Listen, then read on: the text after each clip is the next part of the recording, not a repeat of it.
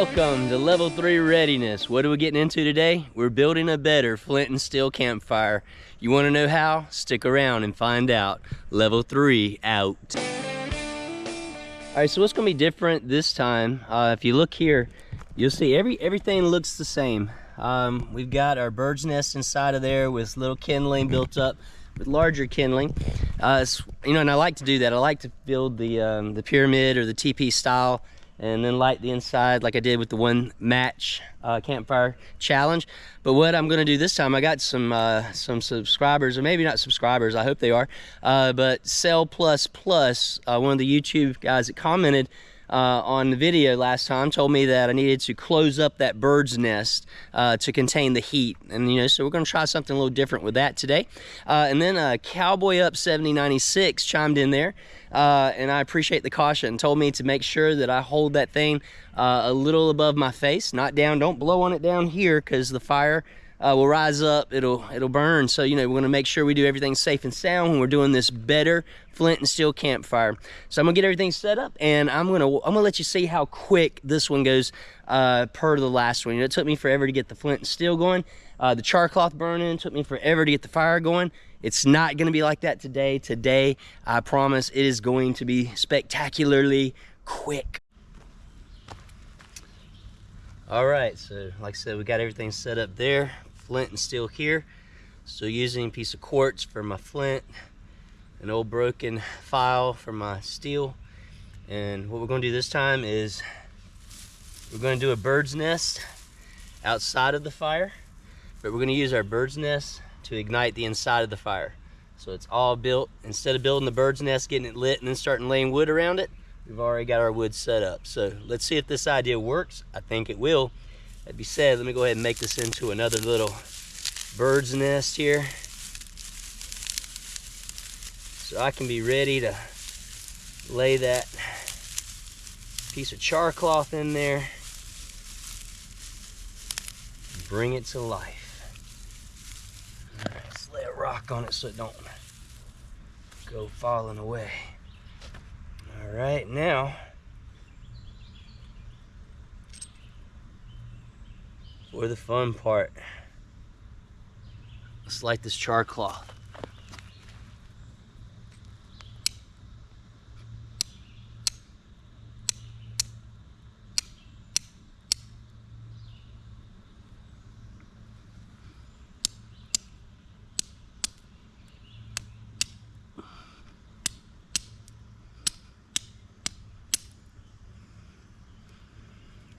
I guess it's a piece I've already whacked on a few times, but let's see anyways.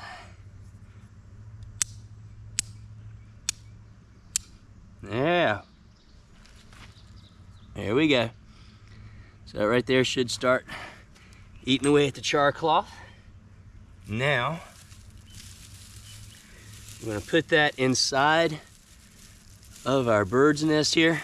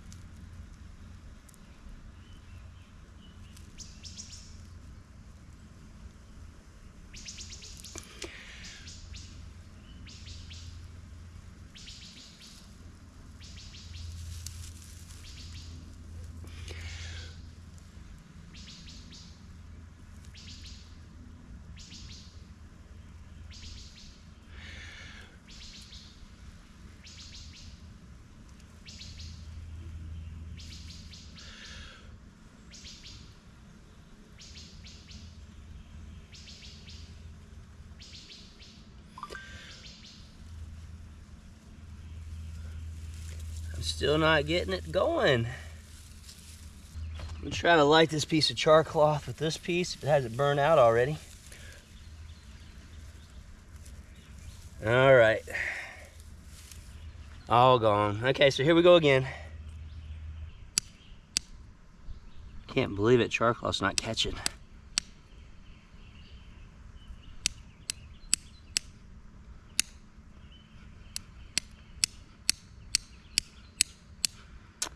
So let me find another piece of charcloth. Be right back. Be right back. All right, here we go again.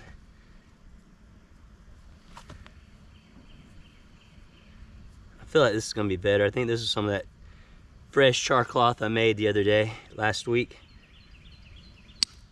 Yep, look at that. It jumped right on there.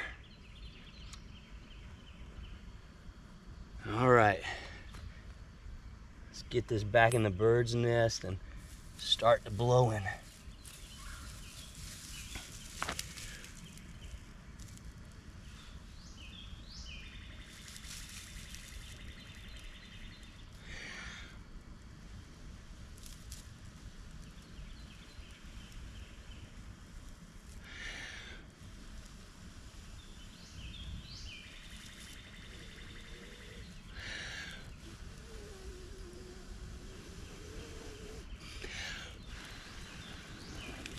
There we go. All right. Now, a better campfire. Watch it go. That stuff is incredible.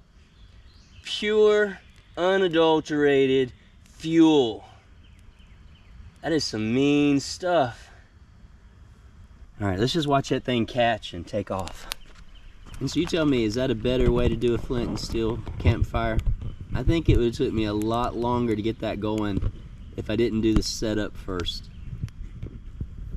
I already see down there in the bottom, got these hot coals forming. All right, so there's our proof of concept, how to do a better flint and steel fire.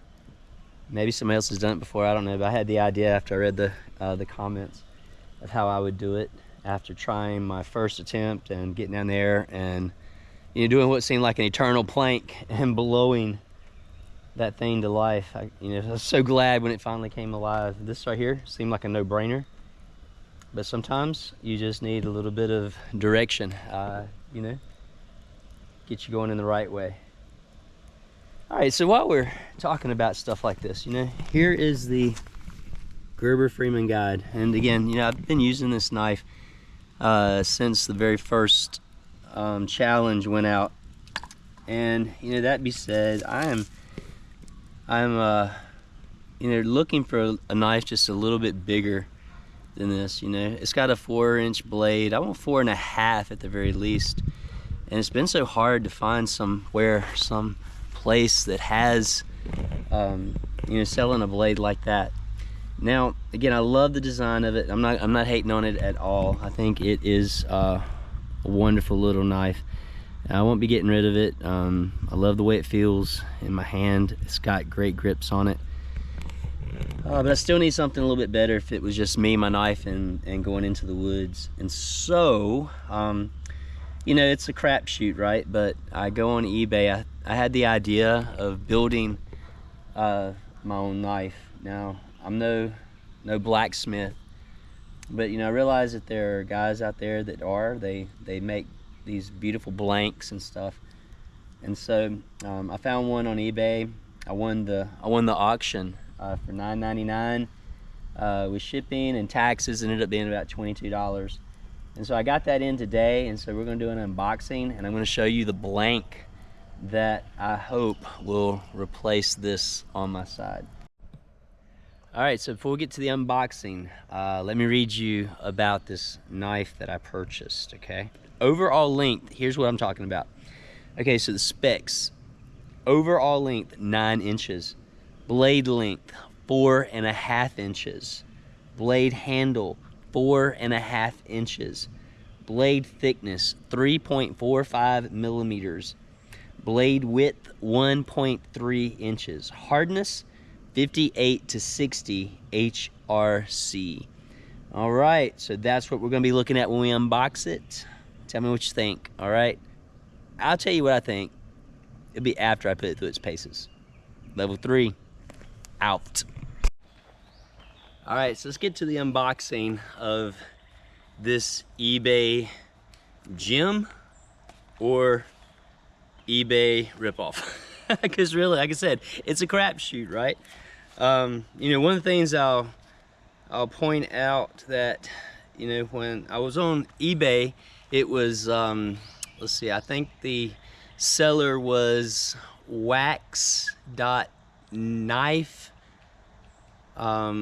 LLC company, something like that.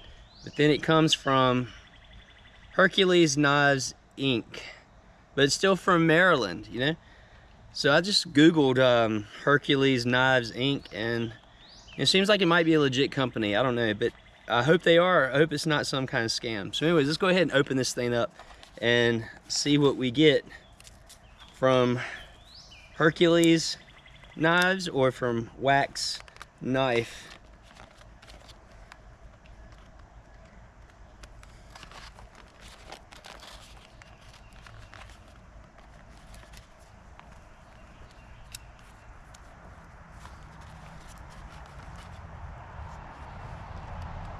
All right. Interesting, kind of a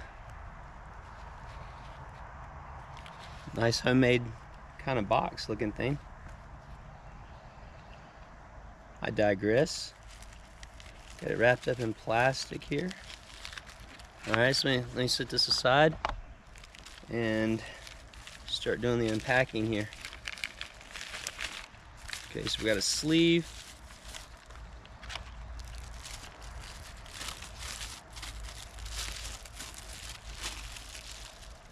Oh, hey.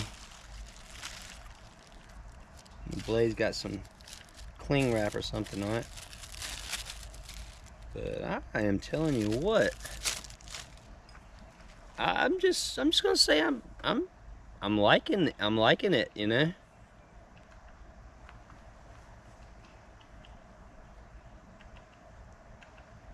Like I said, it's supposed to be 5160 spring steel. I don't know about all this hand forged, hammered stuff though. That might be some CNC work. But you know, I really don't care if it's hand forged, that kind of stuff either. If it's good steel and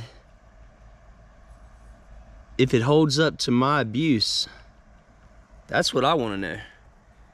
And so, you know, I will definitely put I'll put a handle on it of some sort, and I will put this thing to work. And I don't know yet if it's gonna replace the Gerber Freeman guide, right? Still got it on my side, but if it does, I'll sure let you know. All right, I'm hopeful. 4.5 inch blade, I like that. Let's get the Gerber out and just see comparison wise, because we're gonna be definitely smaller. So again, this is something more along the size I'm looking for. All right, let me put all this back together, figure out what I'm gonna do for a handle. All right, level 3 out. All right, so I am actually glad I went inside to wash up, get that oil off my hands, and I got my notification. Checked my emails, and there it was. So this is the level 3 fire challenge. All right, I've been waiting for this one. So let me go ahead and read to you the email. Congratulations on another completed challenge. Took a little more effort this time, I see. But way to not give up. You're living up to your mantra well. Finish what you start and finish strong. I appreciate that. For the record, you get to keep the option to upgrade your knife. You also get to keep the flint and steel kit, as well as the allowance to add char cloth as necessary. Well, that's good, right? Your new challenge, should you decide to accept it, here we go, is a level 3 fire challenge and will be the most challenging yet. You must make a worthy campfire using a primitive method called bow drill. All right, now, and I'll tell you, I've done bow drill, but I am out of practice. And if you're out of practice, you lose a lot of the finer points of that. So, okay, so anyways, get back to this. Primitive method called bow drill. All other parameters remain in place, okay? There are restrictions as well as allowances, okay? That's interesting. That need to be addressed. You seem, oh boy, here we go. You seem to rely heavily on the broom's edge for your fires. This challenge will require you leaving the broom's edge behind, thus handicapping your fire game. No kidding, no kidding. Oh my goodness. No broom's edge? Oh man. All right, so anyways, you will be allowed 3 foot of your choice of cordage and 3 official attempts.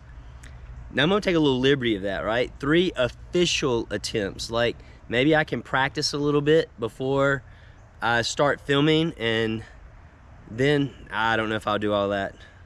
Official attempts. I'll ponder that one if I don't get clarity, and I'll let you know before I do the next video how I'm gonna handle that. So it says, essentially with your knife and a couple of shoestrings, quote unquote, you are to venture into the woods, gather what's needed, and build your fire. I look forward to your efforts. You may really need it this time, so good luck. Pro tip, get the bird's nest going and build your fire around it. Winky face. And you know what? Pro tip or not, I may use the same method I did here. If I can build again a nice bird's nest inside of my pyramid, my teepee of firewood, and then if I can get an ember from a bow drill scenario, and then if I can take that bird's nest, get it going, and do the same type of thing.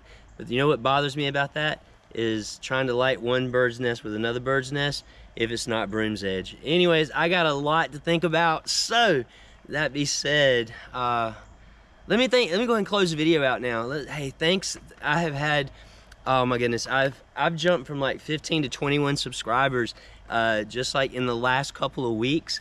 The videos are getting a lot of views, and I thank you guys for that. I really do. I appreciate that. This is like great, because it kind of tells me like we're building community. People are chiming in, you know, you're commenting, you're giving me some tips, and you know, I hope I'm inspiring you. So all right, I thank the Lord for that too, man. What a blessing it is. But I say all that, you know, to say again, you know, if you're watching, this is the first time you've ever watched one of the videos, you know, if you like what you see, give us a big thumbs up.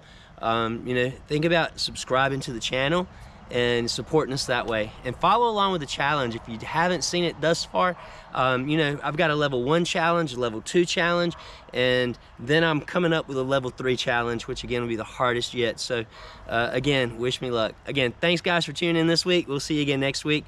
Level 3 out. That thing's nice and oily too. And keep it from rusting.